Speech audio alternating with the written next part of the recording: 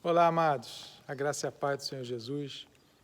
Estou aqui para compartilhar com vocês algo que Deus colocou no meu coração. Hoje estamos vivendo esse tempo de Páscoa, um tempo tão especial para nós cristãos.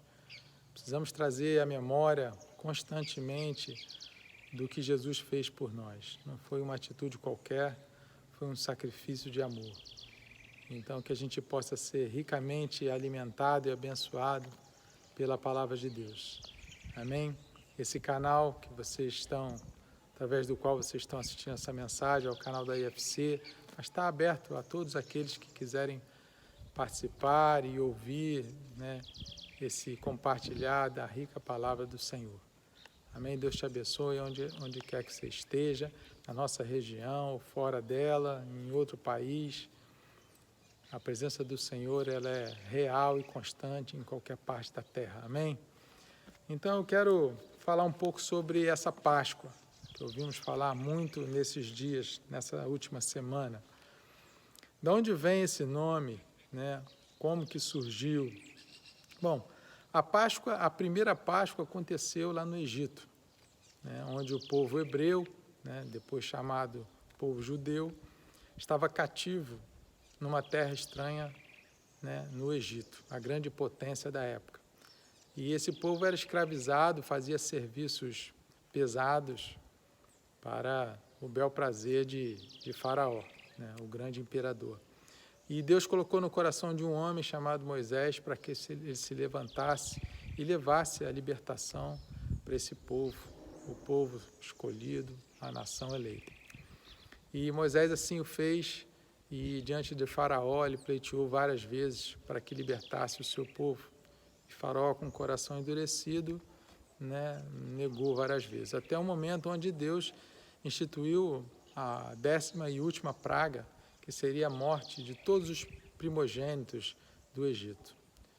E Deus deu uma direção muito clara para Moisés, vai até o teu povo hebreu, e deu uma direção para que eles possam separar um animal, um cordeiro, para que no dia 14 de Nissan, Nissan no calendário, judaico, representa entre os meses de março e abril no nosso calendário.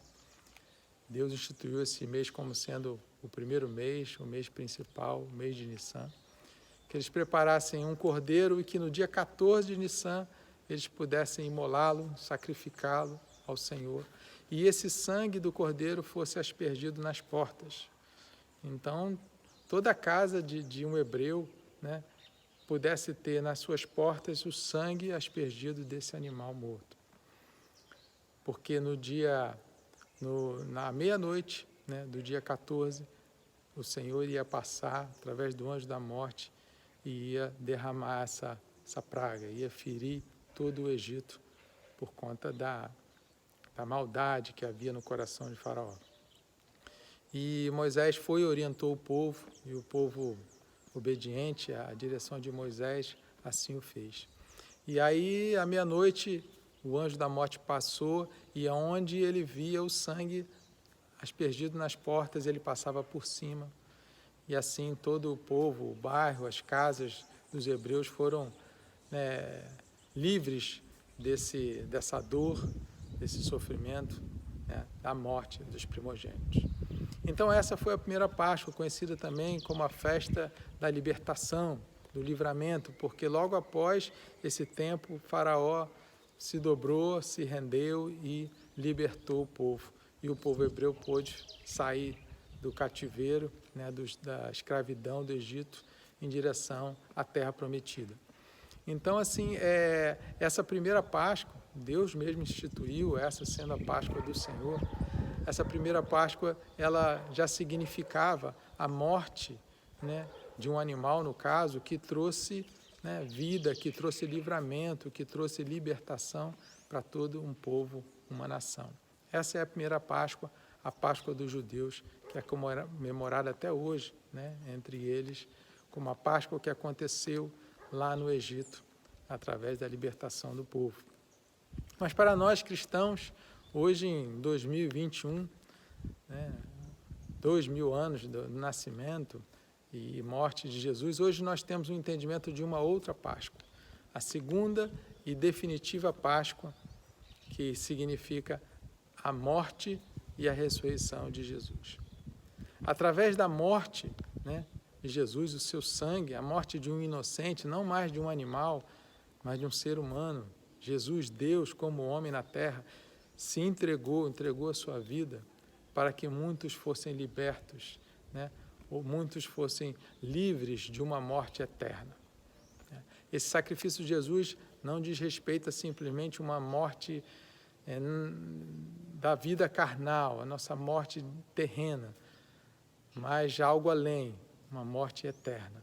Então, através do sacrifício de Jesus, esse sangue que é aspergido não mais nas nossas portas, como casas, como famílias, mas em nossos corações. Como tomamos posse desse sangue, nós recebemos esse livramento, essa libertação. Então, essa é para nós, né, a segunda Páscoa, né, a Páscoa dos cristãos. Então, uma coisa que eu queria falar, que eu gosto muito de destacar, é o teor profético da Palavra de Deus. Nós falamos de um evento que aconteceu milhares de anos atrás, no Egito, a grande potência, o grande império da época. E é interessante que, naquele momento, Deus deu uma direção porque algo iria acontecer no dia 14 de Nissan. E sabemos, através do Evangelho, da Palavra de Deus, que Jesus, ele fez a última ceia com os seus discípulos exatamente na véspera de Páscoa. Ele, como judeu, seus discípulos judeus também comemoravam a Páscoa que acontecera lá no Egito. Mas naquele momento, Jesus, sentado com os seus discípulos, ele instituiu um novo tempo. Ele instituiu a ceia do Senhor, onde ali ele colocou o pão como seu corpo e o vinho como o seu sangue. E ali ele instituiu a sua aliança com o seu povo, porque algo iria acontecer momentos à frente, onde ele iria ser morto, iria ressuscitar e inaugurar um novo tempo, o tempo da igreja. A nação eleita não seria mais somente um país, uma nação, mas seriam todos aqueles que quisessem participar desse reino maravilhoso, o reino de Deus. E então, nesse momento, né, lá atrás, onde Deus instituiu uma data, foi a mesma data que Jesus morreu. Jesus morreu na tarde, véspera do dia 14, da mesma forma como os animais foram mortos, imolados diante da orientação de Moisés. Para a gente entender como a palavra é verdadeira, a palavra ela não pode ser alterada, e essa data de 14 de Nissan, né, se manteve até Jesus, e hoje o nosso calendário segue o calendário, né, judaico, na festa da Páscoa, e comemoramos também, né, perto dessa data, porque o nosso calendário diverge um pouco do deles. E outra coisa também interessante, que diz respeito à Páscoa, foi o momento onde Abraão, está relatado lá no livro de Gênesis, primeiro livro da Bíblia.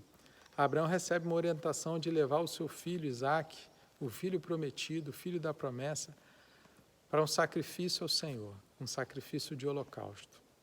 E Abraão, ele é impulsionado por aquela fé própria dele, que o fez largar a sua parentela e ir para uma terra que ele desconhecia.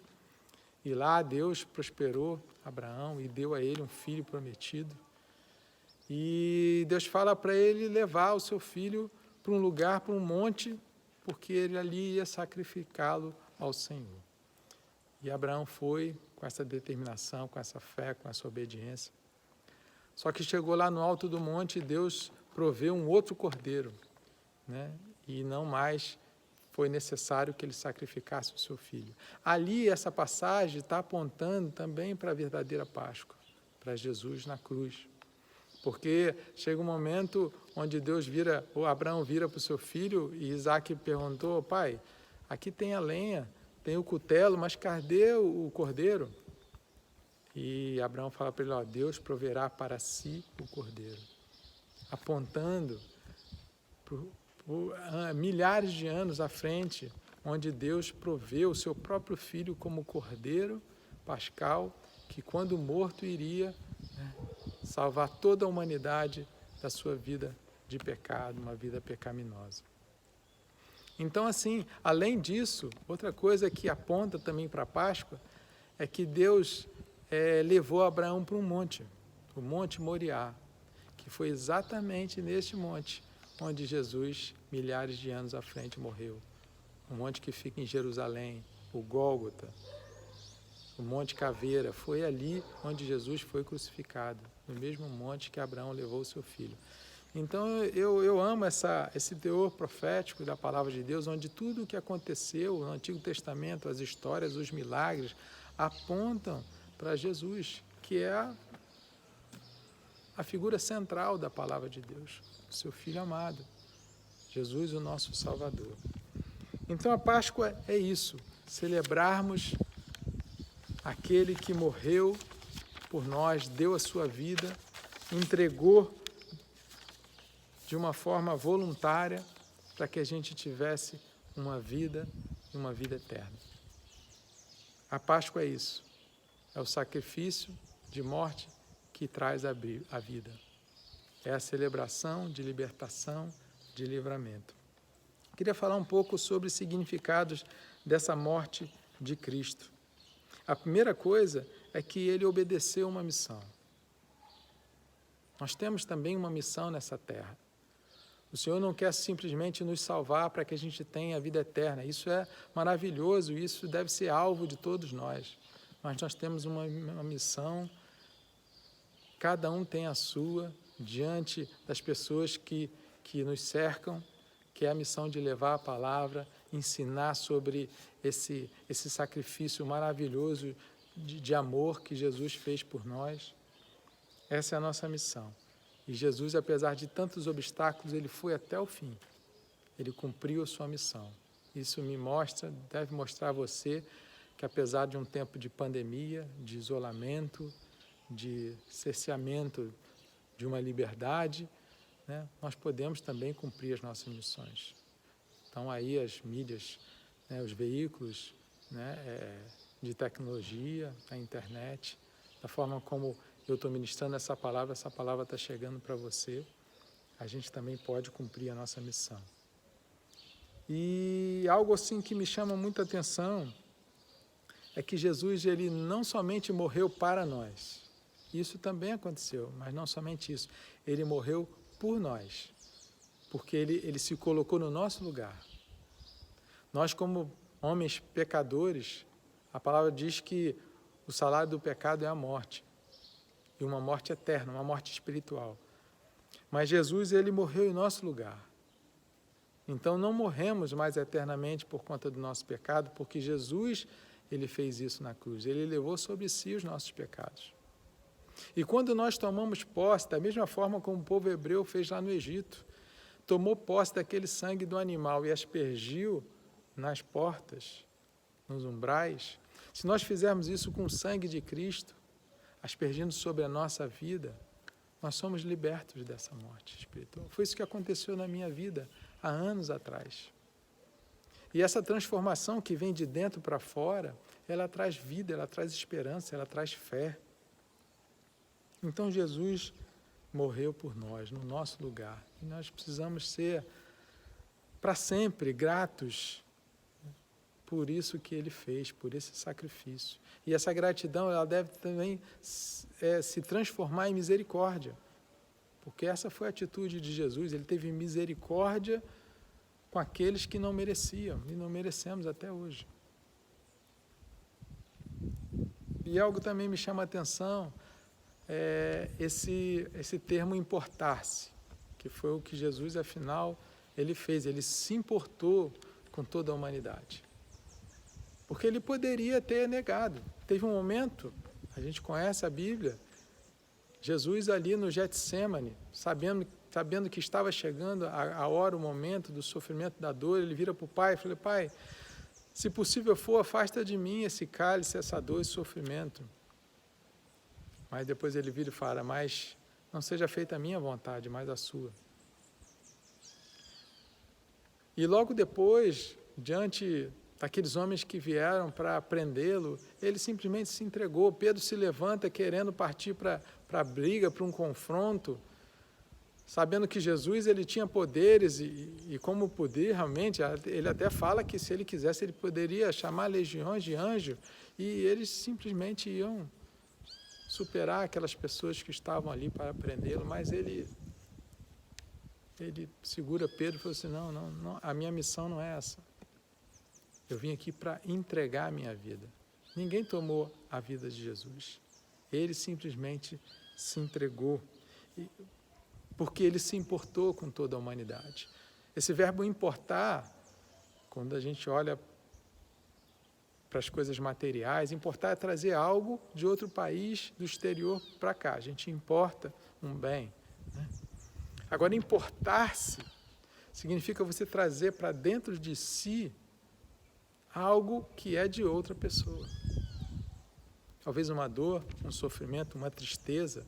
Quando você traz para si isso, se coloca no lugar dessa pessoa, isso gera empatia, gera esse amor de você se preocupar de fazer algo por ela. Foi isso que Jesus fez. Ele olhou para a humanidade perdida. Ele falou, não, eu conforme a vontade do meu Pai, eu entrego a minha vida para que toda uma humanidade possa ter uma chance, uma opção de viver eternamente. Porque esse sempre foi o desejo de Deus. Então, essa atitude de Jesus de importar-se, ela precisa trazer para nós uma mudança de entendimento, de que nós não estamos sozinhos neste mundo. E para ilustrar isso, eu queria trazer uma passagem de Jesus em Lucas 10, onde ele fala de uma parábola. A parábola do bom samaritano. Eu creio que muitos, ou quase todos, conhecem essa passagem, já ouviram alguma vez. E eu vou ler algum trecho, começando no versículo 30, onde Jesus quer nos ensinar algo aqui, como quis ensinar para os intérpretes da lei, os fariseus que questionavam ele na época.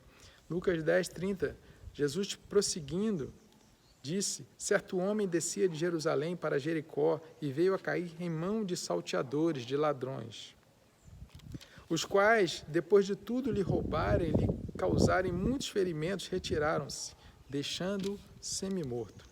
Casualmente descia um sacerdote por aquele mesmo caminho e, vendo-o, passou de largo. Semelhantemente, um levita descia por aquele lugar e, vendo-o, também passou de largo. Certo samaritano, que seguia o seu caminho, passou-lhe perto e, vendo-o, compadeceu-se dele e, chegando-se, pensou-lhes os ferimentos, aplicando-lhes óleo e vinho e, colocando-o sobre o seu próprio animal, levou-o para uma hospedaria e tratou dele. No dia seguinte, tirou 2 denários e os entregou ao hospedeiro, dizendo, cuida deste homem, e se alguma coisa gastares a mais, eu te indenizarei quando voltar. Amém, amados? Essa passagem é tremenda. Ela fala de alguém que se importou, de alguém que amou, de alguém que dedicou o seu tempo, que foi exatamente o que Jesus fez. Não somente o tempo, Jesus dedicou a sua vida. E talvez você já tenha ouvido essa passagem falando um pouco sobre a atitude do sacerdote, que passou de largo, viu aquele homem caído e não se importou. Ou então a atitude do levita, que também passou por aquele lugar e também tampouco se importou. E a gente tem uma tendência a julgar essas pessoas, esses personagens, né? Como pode, né? Sendo que a gente não para pensar que muitas das vezes a gente faz igual. O sacerdote é alguém que tinha um ministério, representante do povo em relação a Deus, levava o sacrifício no templo, tinha um ministério importante, né, junto aos seus. E talvez ele não tivesse tempo.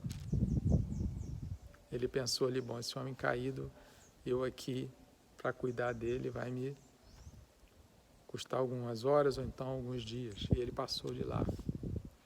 E quantas vezes fazemos isso também?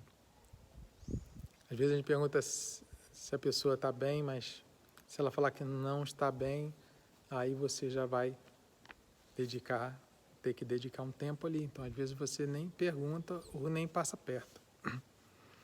Ou então o levita, né? Como pode um levita, uma tribo separada por Deus, para servir o Senhor no templo, dedicar a sua vida? Como pode essa pessoa não ter tido amor por aquele homem? Talvez você tenha pensado nisso, mas o levita, ele fazia parte de uma tribo e separada. Talvez ele tenha olhado aquele homem e falado, não, esse aqui não é levita como eu. Alguém vai passar aqui e vai cuidar dele. E talvez a gente julgue também essa atitude, mas quantas das vezes a gente não olha para alguém e fala, esse não é da minha família, ou esse não é da minha tribo, da minha religião, ele não é crente como eu sou, então não preciso me importar com ele. Mas eu queria dedicar, né, um pouco mais de atenção em relação aos outros dois personagens, ao samaritano que veio a seguir e também aquele homem que estava ferido, caído no chão. Eu não queria nos comparar a uma dessas três pessoas que passaram. As duas primeiras não se importaram e a terceira, essa sim, se importou e cuidou daquele homem. Mas eu queria que a gente pudesse se comparar com aquele homem ferido, que estava caído. Porque essa é a nossa condição espiritual sem Jesus. Nós nos encontramos caídos por causa do pecado. Esses salteadores e ladrões que passaram e fizeram essa maldade com aquele homem, são ladrões, enganadores, que muitas das vezes estão dentro de nós. As nossas próprias paixões e desejos por esse mundo, por coisas que não vêm do Senhor, isso pode nos fazer cair, nos deixar feridos, desamparados, sem esperança. Ou então, talvez mesmo ensinos falsos, enganadores, que podem passar algo que nos faça andar por caminhos errados. Mas o fato é que nós éramos, e muitos ainda somos, pessoas que estão caídas, espiritualmente falando. Só que aí vem o samaritano. Interessante que o samaritano, ele era um judeu, mas um judeu de segunda classe, porque os samaritanos que se localizavam mais ao norte de Israel, capital Samaria, eles eram vistos pelos judeus como aquele que se misturou com outros povos.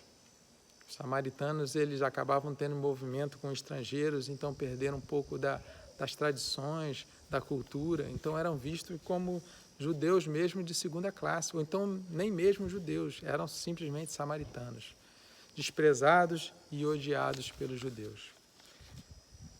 E esse samaritano, quando ele olha um homem caído no chão, a Bíblia não diz que era um judeu, mas se não fala que era um estrangeiro, eu creio que era sim um judeu por estar ali em Jerusalém, né, descendo para Jericó. Ele poderia olhar para aquele homem e falar assim, não, esse é judeu, esse me despreza, então eu vou desprezá-lo também. Mas ele teve uma atitude diferente. Ele se importou, ele teve misericórdia. Ele parou, ele cuidou daquele homem. E esse samaritano é Jesus. É ele que cuida da ovelha que está ferida. Aquela ovelha que foi enganada, que não tem esperança. Interessante que na passagem, o samaritano ele fala assim, a passagem diz Jesus falando que o samaritano ele pegou nas feridas daquele homem, aplicou óleo e vinho, que eram recursos que ele tinha um valor, ele aplicou naquele homem, colocou aquele homem no animal, pegou aquele homem no colo, botou no animal e levou para uma hospedaria e ainda tratou dele lá. A Bíblia diz também que somente no dia seguinte, ele se despediu, pagou as custas daquela diária e se despediu. Amado, aquele homem, ele se importou muito com aquela pessoa que estava ferida. E é isso que Jesus faz conosco. Nós não merecíamos tudo o que ele fez por nós. Mas ele se importou. Ele deu tudo o que ele tinha, não somente óleo e vinho, ele deu a sua vida por nós. Ele nos carrega até hoje no colo. Esse é o nosso Senhor, esse é o nosso Jesus. E no final, um final triunfante, esse samaritano fala para o hospedeiro, ó, se você gastar mais alguma coisa, eu vou te indenizar quando voltar. O que Jesus nos promete? Que a obra vai ser completa quando ele voltar. E ele vai voltar. Essa morte de Jesus, essa morte e ressurreição, essa morte que traz vida para nós, uma vida eterna, ela vai ser completa, vai iniciar um novo tempo, uma nova vida, uma vida com o corpo glorificado, quando Jesus voltar. Então Jesus é o bom samaritano, Jesus é o bom pastor, que cuida da ovelha ferida. Mas o que eu preciso fazer? Simplesmente crer. Crer que esse Jesus que morreu na cruz, mas também ressuscitou e vive, ele está pronto para te ajudar. Ele é Senhor, ele sabe de todas as coisas e ele nos ama. Uma mensagem que Jesus deixou e nos deixa até hoje é esse amor. Ele mesmo se ofereceu como sacrifício de amor.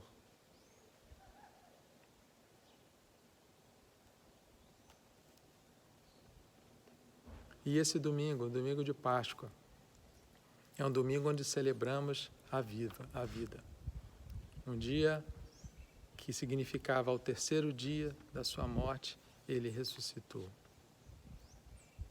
E está conosco, como o bom pastor que cuida da sua ovelha.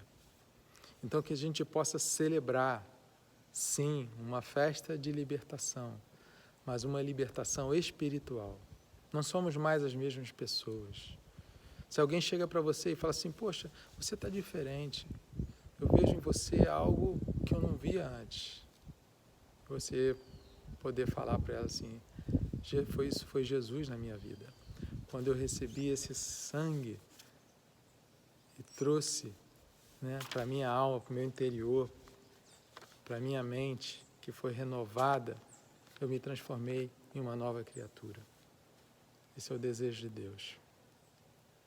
2 significados do sacrifício de Jesus. A morte dele, da carne, do seu corpo humano, traz para nós uma morte que precisa ser uma morte de valores, morte para o pecado. Ressurgimento de uma nova vida, um novo caráter, novas atitudes. Mas a morte de Jesus também foi seguida de uma ressurreição, onde ele retorna com o corpo glorificado. Não mais carnal, mas um corpo glorificado. E é isso que Jesus tem para nós também. Quando ele voltar, nós vamos ter corpos glorificados como ele e viveremos eternamente, sem dor, sem medo, sem inveja, sem ciúmes, uma vida eterna, num reino de paz, de amor, de alegria. Essa é a nossa esperança é o Senhor.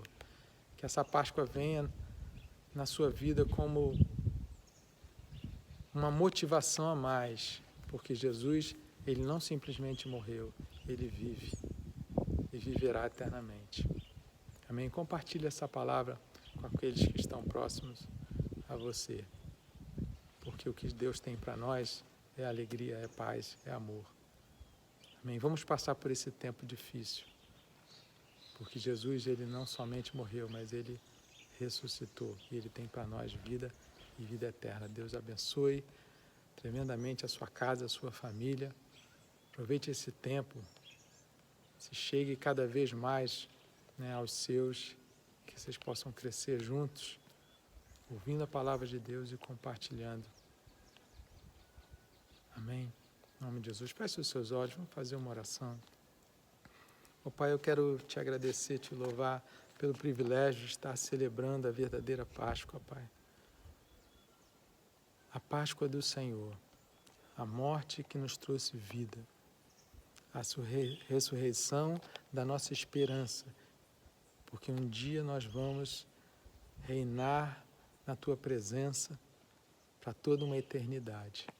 Muito obrigado, Deus, pelo Teu sacrifício de amor que nos constrange, pela misericórdia que nos faz sermos misericordiosos com os nossos irmãos, com o nosso próximo. Muito obrigado, Pai, que eu tenha uma vida de gratidão a Ti para sempre, porque Tu és o nosso Senhor, o nosso Salvador, e em Ti nós cremos e confiamos. Muito obrigado que possamos celebrar essa Páscoa em alegria, porque Tu estás vivo, e por causa disso nós podemos ter uma fé, uma crença de um amanhã melhor na Tua presença. Muito obrigado por tudo, em nome de Jesus. Amém. Deus abençoe você e sua casa. Amém. Paz.